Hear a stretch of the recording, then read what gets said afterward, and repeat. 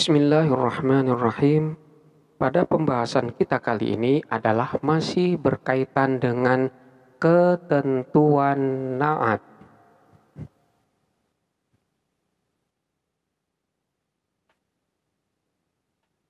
Sebagaimana kita ketahui bahwa na'at itu berfungsi untuk menyifati. Sebagaimana na'at sendiri itu bisa disebut sebagai sifat. Namun di sini para ulama berpendapat bahwa terdapat tujuan diberikannya na'at pada suatu kalimat, yaitu ada kalanya dia itu berfungsi untuk membedakan, kemudian ada kalanya dia berfungsi untuk menjelaskan, dan selanjutnya ada kalanya dia itu juga berfungsi untuk menguatkan. Dengan demikian, keberadaan na'at dalam suatu kalimat itu mengandung makna yang berbeda-beda. Di antaranya, ada kalanya keberadaan na'at dalam suatu kalimat itu mengandung makna pujian. Seperti lafaz innaka la'ala khuluqin azimin. Innaka sesungguhnya engkau hai Muhammad la'ala khuluqin azim, niscaya berada pada khuluqin, akhlak atau perangai, azimin yang agung. Lafaz azimin ini kedudukannya sebagai na'at. Keberadaan na'at di sini adalah untuk memberikan pujian bahwa akhlak, perangai yang dimiliki oleh Nabi Muhammad itu adalah perangai yang agung, yang benar-benar mulia. Selanjutnya ada kalanya keberadaan na'at itu sebagai celaan atau cacian. Contohnya seperti lafaz a'udzu billahi minasyaitoni ar-rajimi. A'udzu, aku berlindung, billahi terhadap Allah, minasyaitoni dari syaitan, ar-rajim yang terkutuk. Lafaz ar-rajim ini merupakan na'at, sementara man'utnya adalah lafaz asy-syaitan. Keberadaan na'at di sini adalah untuk memberikan celaan atau untuk memberikan cacian terhadap asy-syaitan. Selanjutnya, yang ketiga, makna daripada keberadaan na'at yaitu adalah sebagai ungkapan belas kasihan. Contohnya seperti lafaz laqafallahu bi'ibadihi ad-du'afa.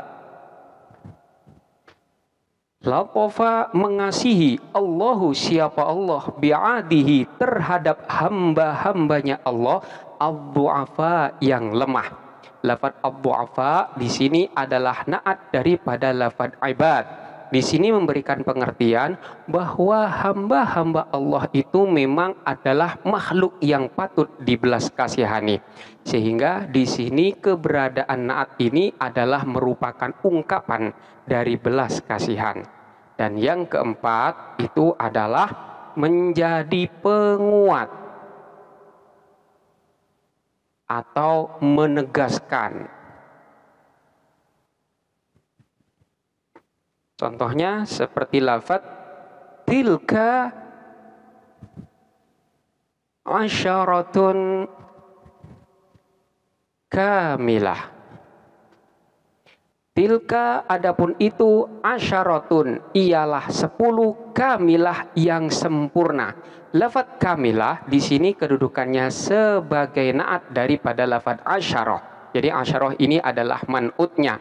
Di sini keberadaan na'at sebagai penegasan bahwa yang dimaksud dengan asyarah itu adalah benar-benar asyarah yang sempurna, 10 yang sempurna. bukan sepertiganya ataupun bukan separuhnya 10, akan tetapi 10 yang sempurna. Contoh lagi seperti lafaz fa idza nufikha fis suri nafkhatun wahidatun. Kita perhatikan lafaz wahidah. Fa idza nufikha, dan tatkala nufikha ditiupkan, fisuri pada sangkakala, nafkhatun apa tiupan, wahidatun yang satu. Lafaz wahidah ini adalah naat daripada lafaz nafkhah. Dalam susunan ini dinyatakan bahwa sangkakala itu ditiup. Keberadaan naat di sini memberikan penegasan bahwa tiupan itu hanya satu kali, bukan 2 kali ataupun 3 kali. Jadi dalam susunan ini keberadaan naat sebagai penegasan bahwa tiupan yang terjadi itu hanya 1 kali. Selanjutnya, naat itu juga bisa berfungsi sebagai pengkhusus.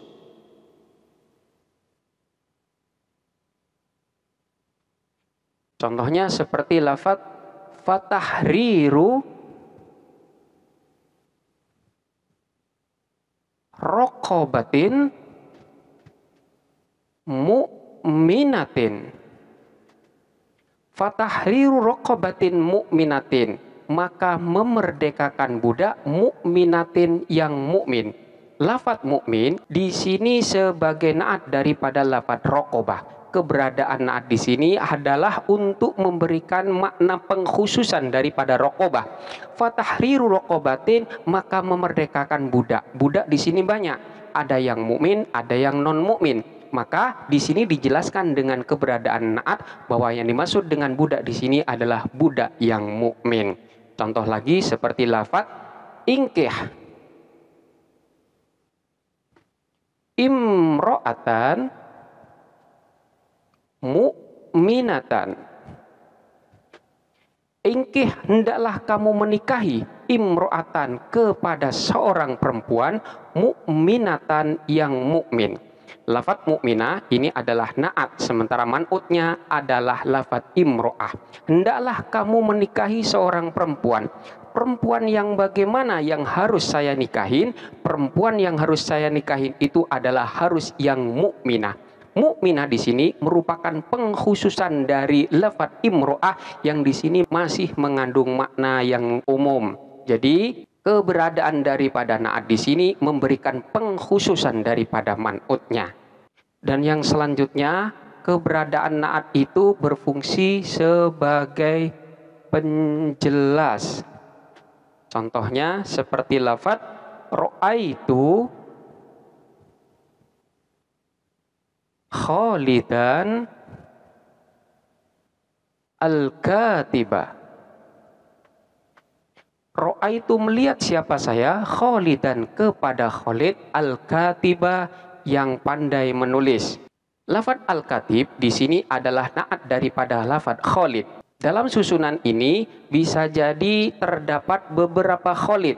Maka keberadaan naat di sini untuk memberikan penjelasan bahwa yang dimaksud dengan Khalid di sini adalah Khalid yang seorang sekretaris, sehingga tidak terjadi kesalahpahaman.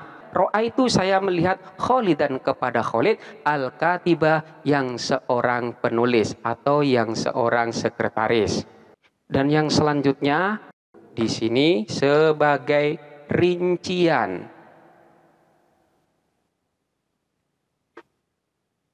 Contohnya seperti lafaz ra'aitu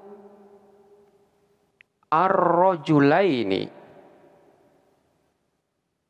Saya melihat kepada 2 orang laki-laki, kemudian dirinci dengan al-Indonesi wal Malizi. Ra'aitu, saya melihat, ar-rajulaini, kepada 2 orang laki-laki, al-Indonesia, yang bangsa Indonesia, wal Malaysia, dan Malaysia. Saya melihat 2 orang laki-laki, orang Indonesia dan orang Malaysia. Lafaz al-Indonesia dan al-Malaysia ini adalah na'at. Keberadaan na'at di sini adalah untuk merinci daripada lafaz ar-rajul yang merupakan man'utnya. Ini adalah fungsi dan tujuan dari keberadaan na'at dalam susunan kalimat. Ketentuan na'at yang selanjutnya adalah tentang isim-isim yang dapat dijadikan na'at. Sebagaimana pada penjelasan ketentuan na'at terdahulu dinyatakan bahwa salah satu syarat untuk bisa dijadikan na'at, kalimat isim tersebut harus mengandung makna sifat. Pada dasarnya, isim sifat yang biasa dijadikan na'at itu terdiri dari isim sifat yang mustaq. Artinya, kalimat isim tersebut memiliki asal kata, seperti berasal dari isim fa'il. Contohnya seperti lafaz Khalidun, Talibun, Mahirun. Khalidun adapun Khalid, Talibun ialah seorang siswa, Mahirun yang pandai. Lafaz Mahirun ini adalah na'at dan sigotnya adalah isim fa'il, dan isim fa'il di sini mengandung makna sifat. Kemudian yang kedua, ada kalanya sifat yang mustaq itu berupa isim maf'ul. Contohnya seperti lafaz Khalidun, Tilmidun, Mahmudun, Sulukuhu. Khalidun adapun Khalid, tilmidun ialah seorang murid, Mahmudun yang dipuji, Sulukuhu apa perangainya tilmid.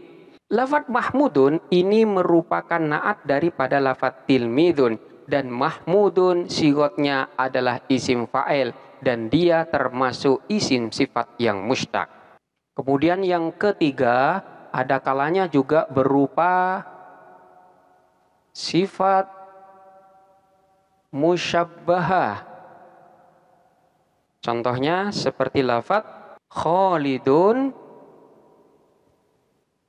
Tilmidun, Hasanun, Khuluquhu. Khalidun adapun Khalid, Tilmidun ialah seorang murid, Hasanun yang baik, Khuluquhu apa akhlaknya. Lafaz Hasan ini merupakan sifat musyabbahah yang di sini berkedudukan sebagai na'at daripada lafaz tilmidun. Selanjutnya yang keempat ini adalah isim tafdil.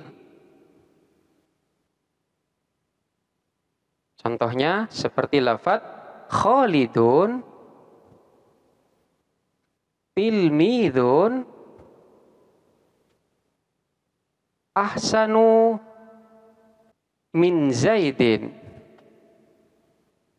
Khalidun adapun Khalid, tilmidun ialah seorang murid, ahsanu yang lebih baik min Zaidin dari Zaid. Ahsan di sini adalah na'at yang berupa isim tafdil dan dia merupakan sifat mustaq. Dan yang kelima di sini berupa sigot mubalaghah. Contohnya seperti lafaz Khalidun, Tilmidun, Fatinun, fil fasli. Khalidun adapun Khalid, tilmidun ialah seorang murid, fatinun yang paling pandai, yang terpandai, fil fasli di kelas. Lafaz fatin ini merupakan na'at yang berupa sigot mubalaghah. Ini adalah isim-isim mustaq yang mengandung makna sifat yang merupakan lafaz asli yang biasanya dijadikan na'at. Akan tetapi tidak sedikit naat tersebut berupa kalimat-kalimat isim yang tidak mustaq, artinya dia itu berupa isim jamid. Sehingga di sini para ulama nahu memberikan kaidah khusus terhadap kalimat-kalimat isim jamid yang dijadikan naat tersebut, yaitu mengharuskan naat yang berupa isim jamid itu untuk ditakwil kepada isim mustaq. Naat-naat yang berupa isim jamid yang mengharuskan untuk ditakwil terhadap isim mustaq itu adalah diantaranya yang pertama berupa isim isyarah.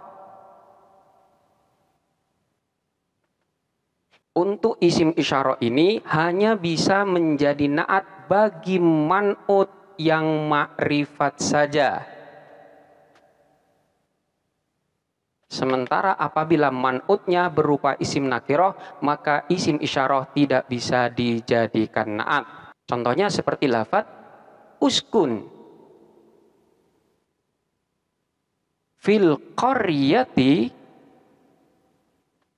hadhi. Lafaz hadhi di sini menjadi naat daripada lafaz al-qaryah. Jadi al-qaryah di sini adalah man'ut daripada hadhi. Uskun, hendaklah kamu tinggal fil qaryati, di desa hadhi yang ini. Hadhihi ini merupakan isim isyarah yang dijadikan naat. Maka ulama mengharuskan hadhihi yang merupakan isim isyarah ini harus ditakwil dengan isim mustaq. Takwilannya itu adalah al-musyaru ilaihi. Jadi uskun fil qaryati al-musyaru ilaihi. Uskun, hendaklah kamu tinggal fil qaryati, di desa al-musyaru ilaihi yang ditunjuk ini. Lafaz al-musyaru ilaih ini adalah isim mustaq, sehingga keberadaan isim isyarah yang menjadi naat di sini sudah dibenarkan karena memang sudah ditakwil dengan isim mustaq. Ini yang pertama.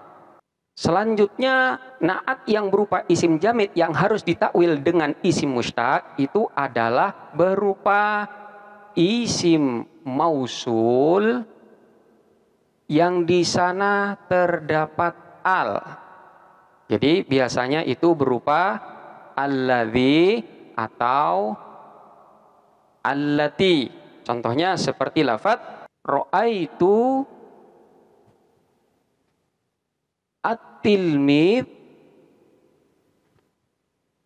alladzi najaha fil imtihan. Ra'aitu, saya melihat al-tilmidha kepada seorang murid alladzi yang najaha sukses atau lulus fil imtihan di dalam ujian. Lafaz alladzi najaha ini adalah naat daripada lafaz at-tilmid. Sementara lafaz alladzi ini merupakan isim mausul. Dalam hal ini lafaz alladzi najaha harus ditakwil kepada isim mustaq. Sehingga ra'aitu tilmidza alladzi najaha fil imtihan ini ditakwil menjadi ra'aitu tilmidza an-najiha fil imtihan. Ra'aitu, saya melihat at-tilmidza kepada seorang murid an-najiha yang lulus atau yang sukses fil imtihan pada ujian. Lafaz an-najiha ini merupakan isim mustaq yang menjadi takwilan dari lafaz alladzi najaha. Oleh karena itu lafaz ra'aitu tilmidza alladzi najaha fil imtihan ini sudah dibenarkan karena memang sudah ditakwil menjadi an-najihah. Selanjutnya juga terdapat naat yang berupa isim jamid seperti berupa adat atau hitungan atau bilangan. Contohnya seperti lafaz fil fasli talamidhu thalathuna. Fil fasli ialah di dalam kelas, talamidhu adapun beberapa siswa, salatuna yang 30. Lafaz salatuna ini merupakan naat daripada lafaz talamid. Dalam hal ini, lafaz salatuna adalah merupakan adat yang diharuskan ditakwil dengan isim mushtaq. Takwilannya adalah ma'duduna bisalathina. Jadi fil fasli talamidu ma'duduna bisalathina. Fil fasli ialah di dalam kelas, talamidu adapun beberapa siswa, ma'duduna yang terhitung bisalathina dengan 30. Jadi salatuna ini ditakwil dengan isim mushtaq menjadi ma'duduna, dan ma'duduna ini adalah bentuk dari isim maf'ul yang berupa jamak. Selanjutnya juga ada yang berupa isim yang dinisbat atau isim yang dinisbatkan dengan ya nisbat.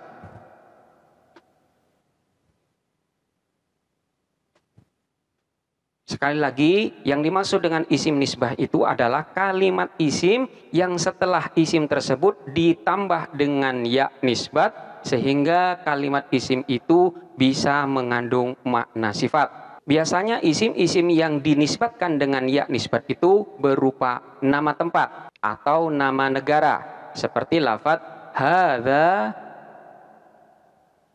rajulun Indonesian. Hadza adapun ini rajulun ialah seorang laki-laki Indonesian yang bangsa Indonesia. Lafaz Indonesian itu adalah isim nisbat dan di sini ditambah dengan ya nisbat. Jadi asalnya adalah Indonesia, kemudian ditambah dengan ya nisbat, maka artinya adalah yang bangsa Indonesia. Hadza rajulun Indonesian artinya ini adalah orang laki-laki Indonesia. Indonesian ini adalah naat daripada lafaz rajulun, dan dalam hal ini lafaz Indonesian harus ditakwil dengan isim mushtaq. Takwilannya adalah hadza rajulun mansubun ila baladi Indonesia. Hadza rajulun adapun ini rajulun ialah orang laki-laki mansubun yang dinisbatkan atau yang dibangsakan ila baladi Indonesia pada negara Indonesia. Maka karena memang lafaz Indonesian ini sudah ditakwil dengan isim mushtaq, susunan ini sudah diperbolehkan. Naat isim jamid yang harus ditakwil selanjutnya adalah berupa masdar. Yang dimaksud dengan masdar di sini adalah masdar yang harus mengandung makna sifat. Contohnya seperti lafaz hadza talibun adlun. Hadza adapun ini talibun ialah seorang siswa, adlun yang adil. Lafaz adlun ini adalah merupakan masdar dan dalam hari ini harus ditakwil dengan isim mushtaq menjadi adilun. Hadza adapun ini talibun ialah seorang siswa, adilun yang adil. Dan yang keenam itu adalah naat yang berupa lafaz dzu yang di sini bermakna sahibun. Dzu di sini merupakan salah satu anggota dari asmaul khamsah atau isim-isim yang 5. Contohnya seperti lafaz hadza rajulun dzu malin. Hadza adapun ini rajulun ialah orang laki-laki, dzu malin yang memiliki harta.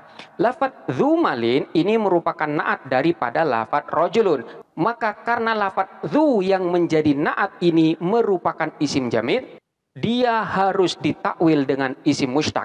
Takwilannya adalah dengan menggunakan lafaz sahib. Sehingga menjadi hadza rajulun sahibu malin. Hadza adapun ini rajulun ialah orang laki-laki sahibu malin yang memiliki harta. Inilah lafaz-lafaz yang berkedudukan sebagai na'at sementara dia masuk di dalam kategori isim jamid sehingga dia harus ditakwil dengan isim mustaq. Selanjutnya terkait dengan dzu yang dijadikan sifat tadi, maka di sini terdapat beberapa ketentuan. Dzu dapat dijadikan na'at itu harus memenuhi beberapa syarat. Syarat yang pertama, dia harus bermakna sahib. Kemudian yang kedua, dzu ini harus menjadi mudhaf.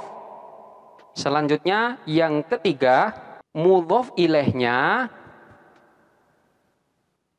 harus tidak berupa dhamir.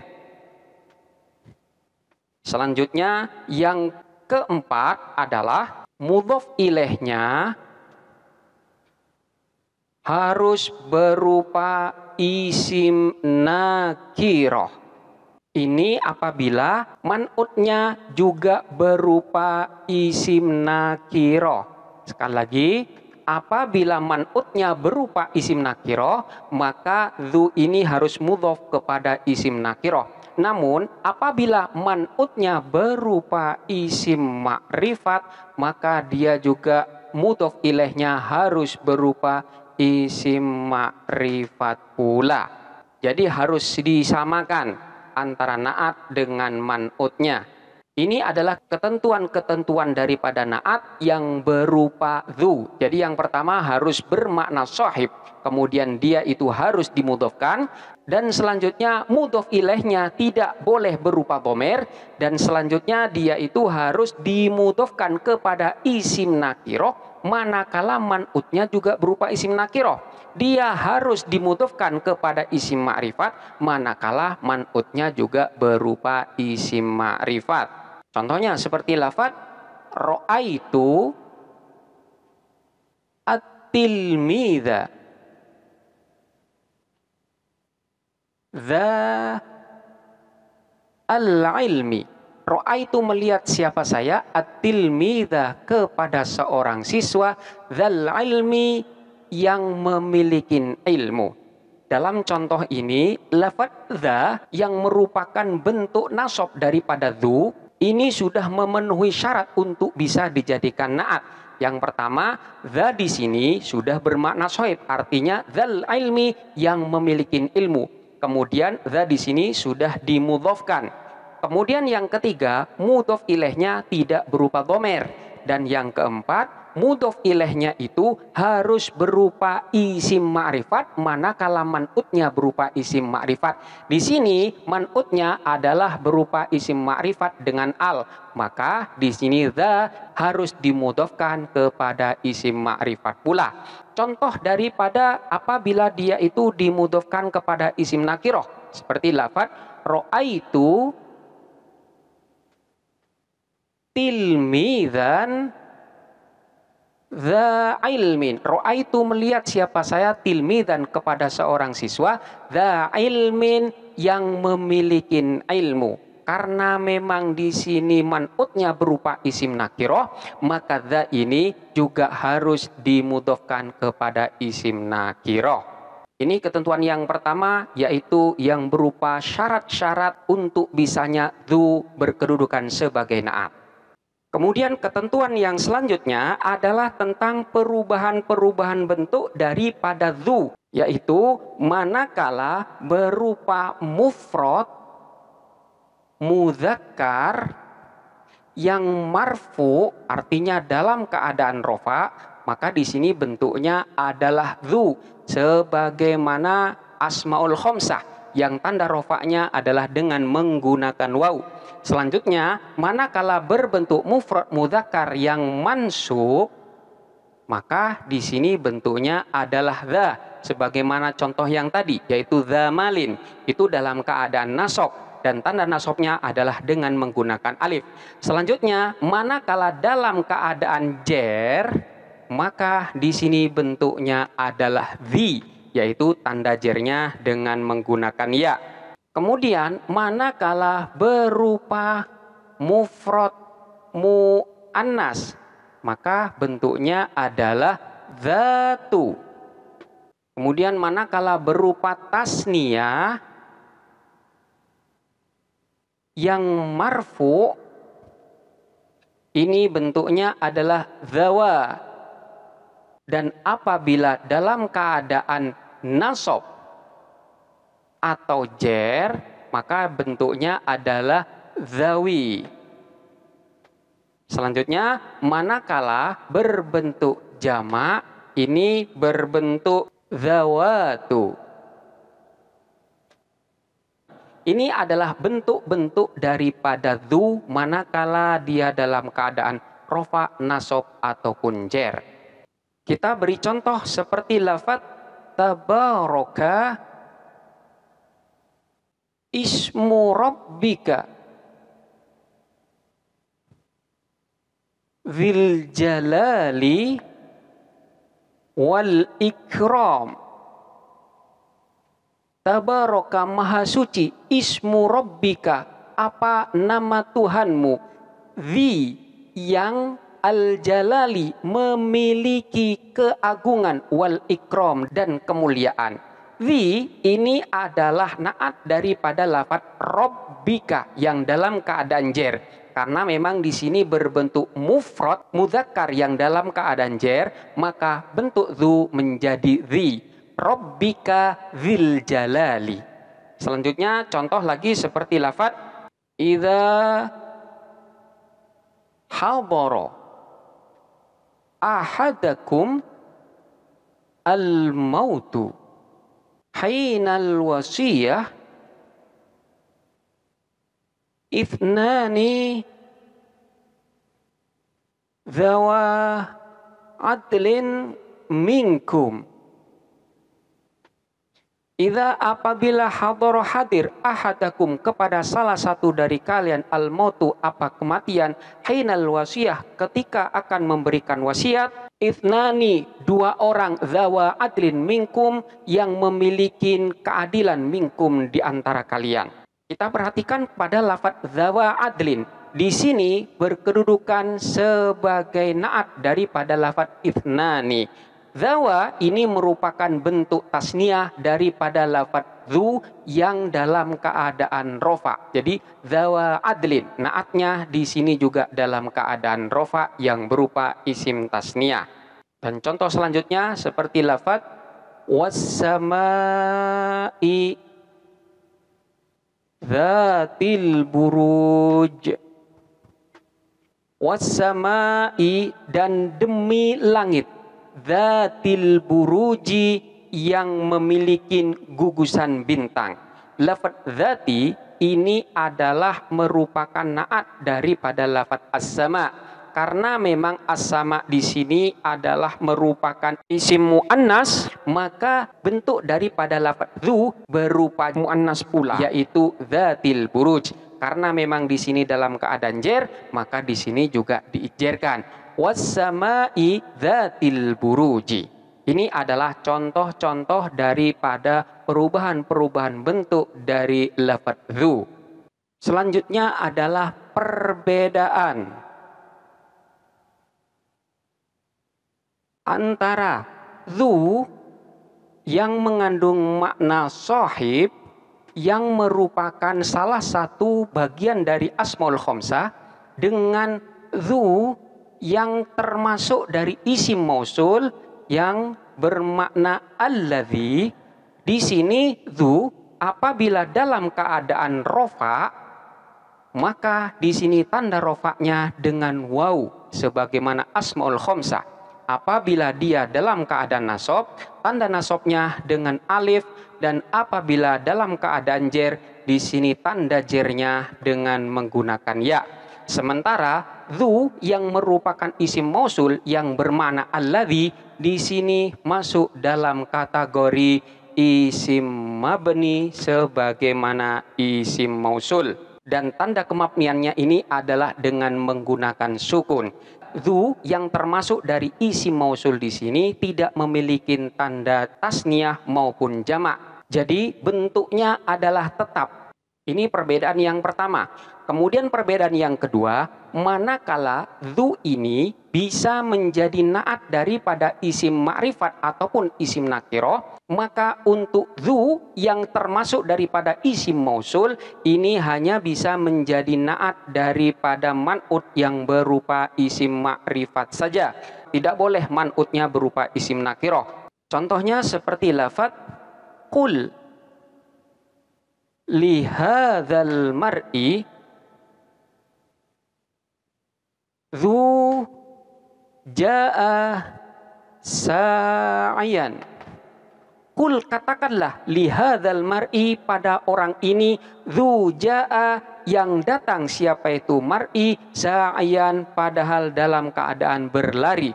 Lafaz dzu jaa di sini berkedudukan sebagai naat daripada lafaz al-mar'i. Dan kita lihat dalam susunan ini, lafaz al-mar'i dalam keadaan majrur sebagai musyar ilaih daripada lafaz hadza. Sementara lafaz dzu di sini bentuknya tetap karena memang di sini mabni, maka dalam keadaan rofa, nasab ataupun jer bentuknya tetap. Dzu jaa yang datang siapa itu al-mar'i sa'yan dalam keadaan berlari. Jadi ini adalah perbedaan antara dzu yang termasuk daripada asmaul khamsah yang bermakna shahib dan dzu yang termasuk dari isim mausul yang mengandung makna alladzi.